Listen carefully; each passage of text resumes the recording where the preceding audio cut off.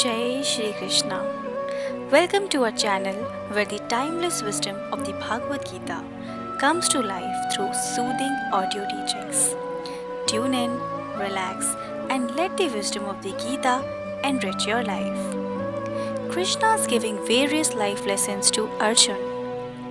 Here's to teaching 1 on the spirit, body, death, and reincarnation of the soul. The Supreme Lord said, "You grieve for those who are not worthy of grief, and yet you speak words of wisdom. The wise grieve neither for the living nor for the dead." Just as a living being acquires a childhood body, a youth body, and an old age body during this life, similarly, it acquires another new body after death. The wise are not deluded by this. One who thinks that the spirit is a slayer and one who thinks that the spirit is slain are both ignorant, because the spirit neither slays nor is slain.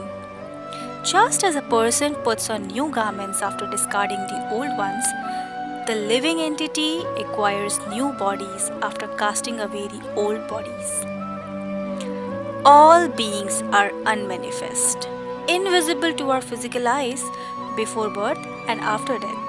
They manifest between the birth and the death only. What is there to grieve about?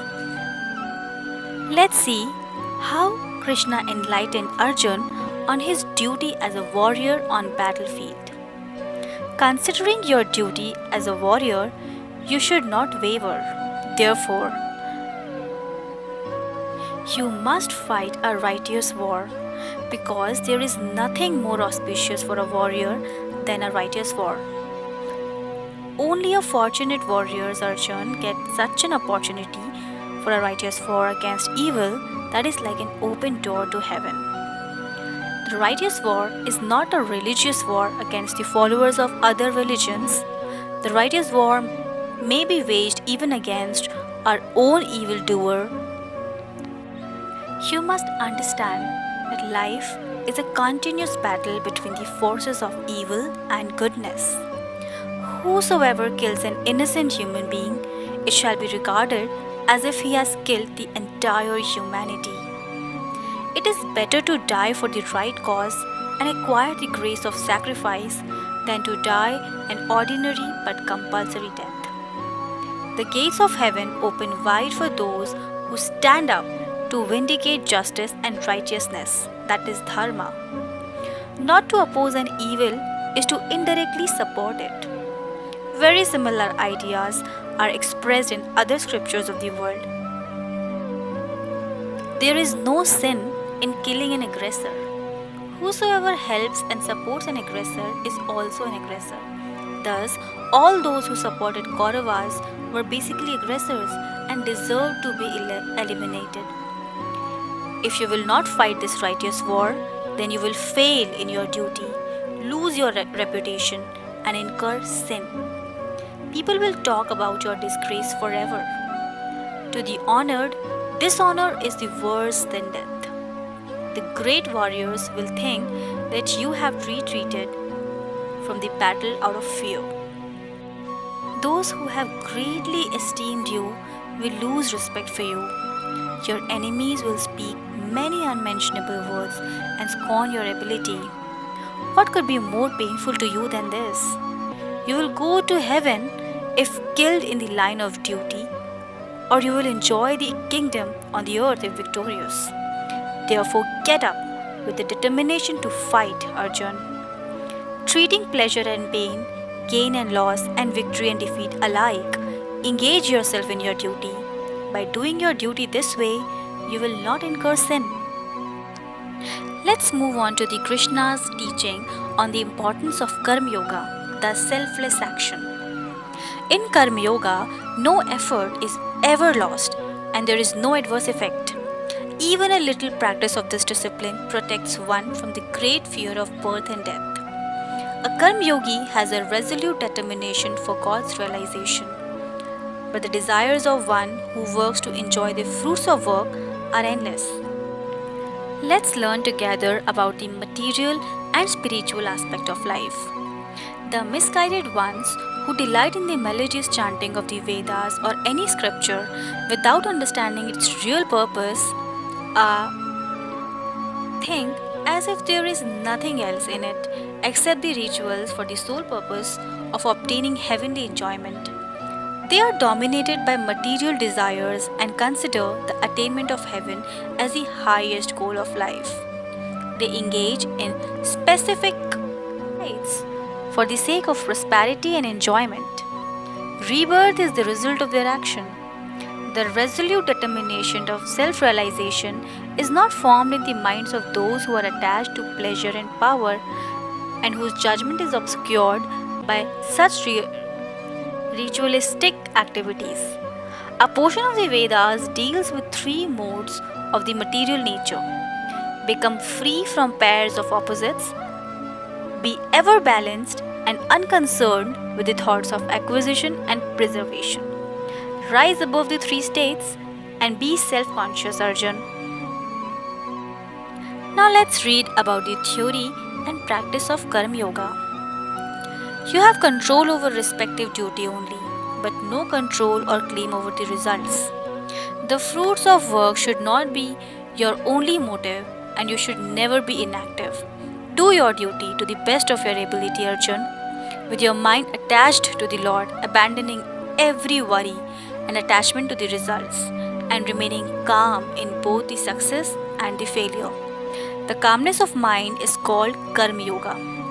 A true Karma Yogi becomes free from both vice and virtue in this very life. Therefore, strive for Karma Yoga, working to the best of one's own ability without becoming attached to the fruits of work is called Karma Yoga. Now let's understand the marks of the self-realized person. A person whose mind is unperturbed by sorrow, who does not crave pleasures, and who is completely free from attachment, fear, and anger is called a sage of steady mind. Those who are not attached to anything, who are neither elated by getting desired results nor troubled by undesired results, their intellect is considered steady. When one can completely withdraw the senses from its sense objects, as a tortoise withdraws its limb into the shell for protection from dangers, then the intellect of such person is considered steady.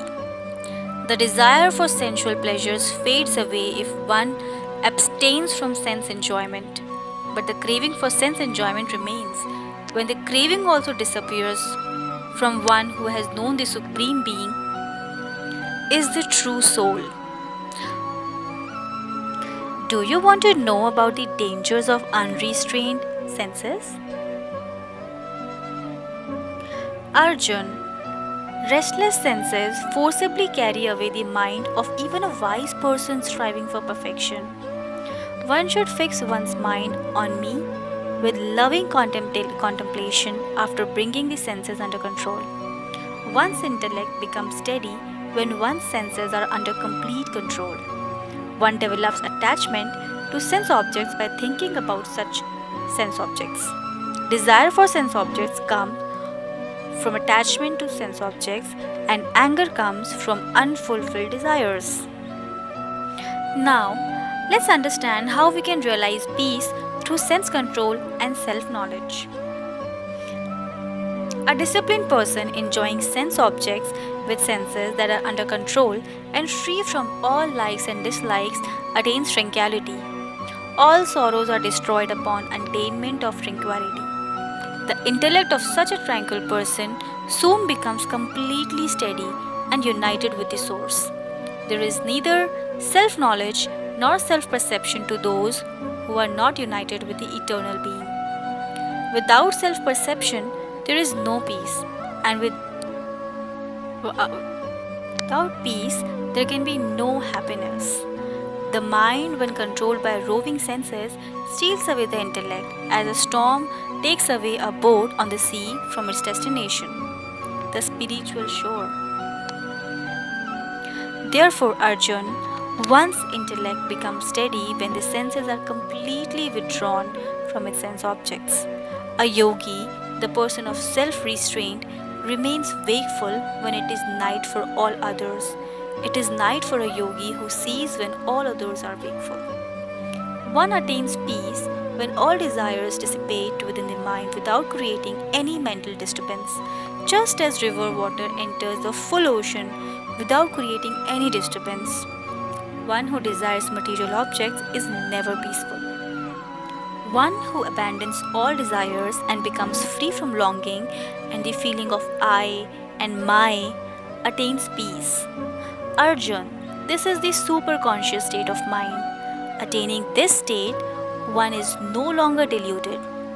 Gaining this state, even at the end of one's life, a person attains nirvana, which is the ultimate goal of our life. Please like, comment, share, and subscribe to our channel and stay tuned for part 2.